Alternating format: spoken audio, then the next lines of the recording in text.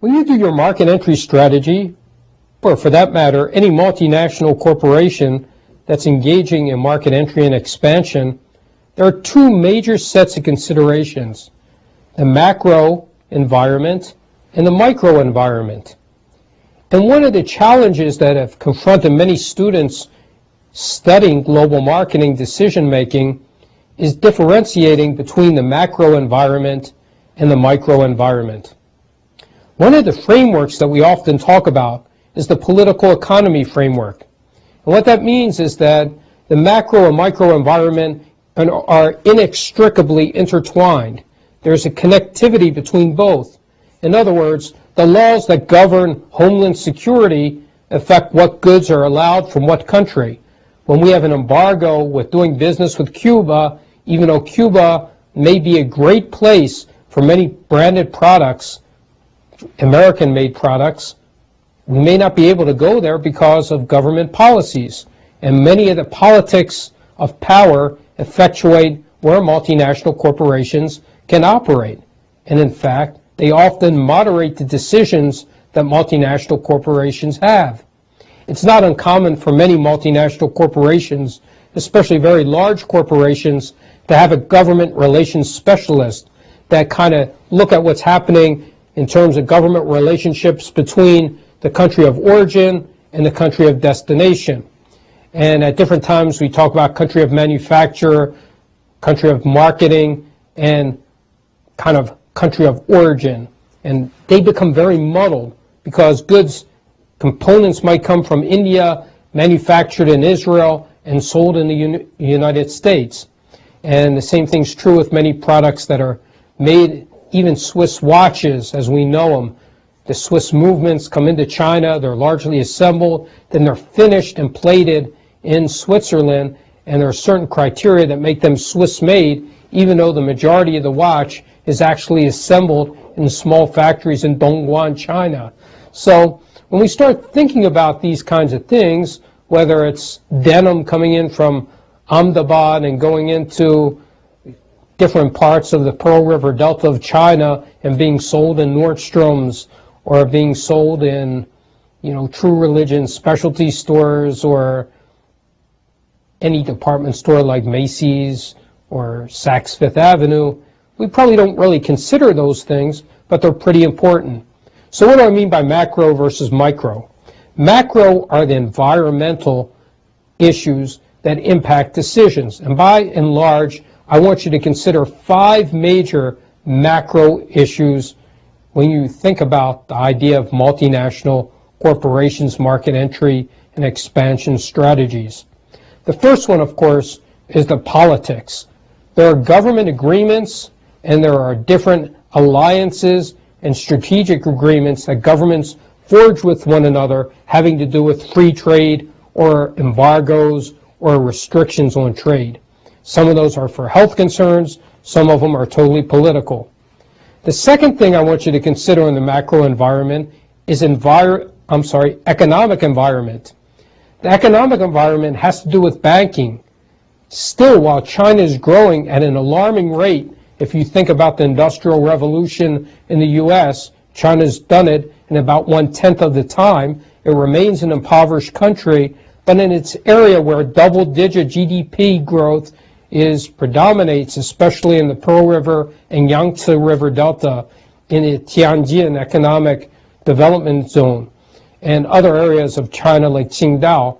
When you start looking at many of these regions where there is economic development, it's very interesting. Despite Shanghai's big banking community, most Chinese banks and multinational corporations opt as a safeguard to bank in Hong Kong. And that has to do with the safety and security and risk that underlies the macro environment. How accessible will money be? How likely is it that the fluency or the currency valuations will be more stable? So in fact, many companies doing business in Malaysia still opt to bank and have their major banking relationship in Singapore, where there's not as much fluctuation in currency as, say, Thailand or Malaysia. And Thailand may be a better example of that. The third part has to do with the social environment. And this goes back to the ideas that we talked about in earlier presentations. This socio-cultural environment is a macro environment. For example, in many countries where the majority of population, Ramadan happens according to a different calendar than the calendar year we use in America. And during Ramadan, you can't be open if you're a fast food place during the daytime because people don't eat until after sundown. And it effectuates the entire lifestyle. In many marketplaces, the socio-cultural environment of siesta still exists, of eating at different hours still exists, at doing different entertainment activities still exist. It's an old story and no longer true, but Japan's government used to only open ATM machines during certain hours because they didn't want to promote frivolous behaviors after midnight and before 6 a.m. in the morning. That had nothing to do with the availability of the currency. It had to do with the socio-cultural norm. Even the idea of multi-generational households breaking down and the new generations wanting their own households in many marketplaces that traditionally grandma, grandpa, mom, dad, sisters, brothers, they have shared a single household. Those household decisions are now being disaggregated. Those are macro environmental decisions having to do with the socio-cultural environment. And they also inculcate many of the religious beliefs or norms or virtues that may pervade a particular society. The fourth, and one of the more important and overlooked issues, has to do with infrastructure development. Many countries and nations don't have airports or international terminals like we're accustomed to in the United States. So you have to think about, and we talked about this with respect to logistics, but it's not just transportation infrastructure, it's also educational infrastructure and welfare infrastructure. If there's a high degree of poverty in a nation, that means that even though there's 1.3 billion consumers in China, the market size is about the same as that of Italy for many branded goods. Especially luxury goods, it's even smaller than the population of Italy. And some would say it's as small as 180,000 people for some goods. Just like not everybody in the U.S. can afford a Lamborghini, okay, or a Bentley. So the market categorizations change based on the overall health, education, welfare, and the other category that I want to talk about is literacy. Because in many cases, when you talk about your promotional plans, literacy is very important. Sometimes you can make mistakes. For instance, in many parts of the sub-Saharan region, they put the picture of what's inside the product on the label. Well, think about the difficulty that Gerber had putting a baby on all of its baby food. No, it's not baby inside. It's actually food intended for babies because there's a high illiteracy rate. In fact, many of the problems that companies, even multinationals like Swiss-based Nestle's had in the sub-Saharan region was the inability of people to rehydrate powdered baby formula. And they used water that led to the death of many babies. So their social responsibility issues are a last category. Ethics and social responsibility is something that you should be cognizant of. When we're multinational corporations, our ethical codes may be compliant or consistent with that of American perspectives, but they may not be consistent with those of the ethical and social responsibility concerns of our target market.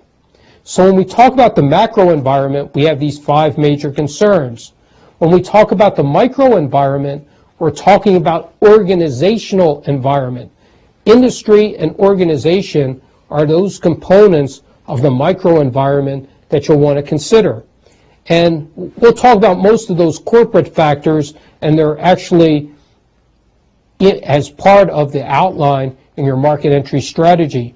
But one of the things I want to consider is, what's the industry like? Is it oligopsonistic? Is it monopolistic? Is it partially private and partially public? So do private entities compete with public entities like happens in much of the world? Is there fair competition and free competition in the sense that we understand it within the industry? And how is the industry defined? So in many cases, many of the cosmetics that we view in this country are actually viewed as medicinal products in other countries. Even foods are like that. So I want you to really dig deep and give it a great deal of introspection when you talk about those two categories of the macro environment and the micro environment. They're both very vital to understanding whether or not you should enter a market, and also what the likelihood of prosperity will be for that multinational corporation to have a market entry and expansion strategy, that is, a market development strategy in the focal market for which you're focusing on. Thank you.